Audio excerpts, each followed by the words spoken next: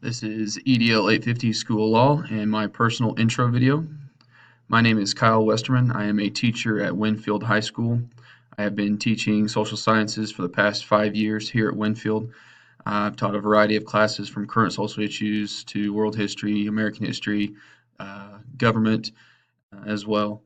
WHS has a student population of around 700 kids. I am a Fort Hays State alumni and an Emporia State alumni. I am married to a teacher here in the district. She teaches the deaf and hard of hearing throughout all of Cali County, actually.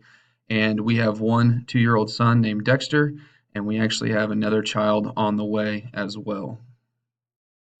My critical reflection of school law and how our school administrators and school board have shared those with us. We do have staff meetings before school and during school, the school year.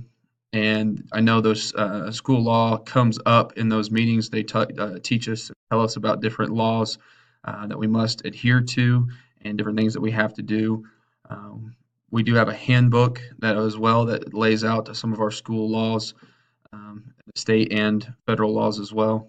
And it's big on, we also have state testing that we do every other year with the social studies department with our juniors, and they're big on sharing those with us and that we need to get them done.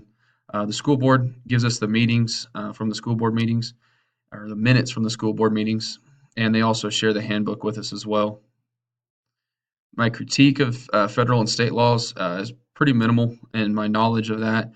The things I do know are the requirements for IEPs. My wife being a special education teacher keeps me straight on those IEP requirements as well.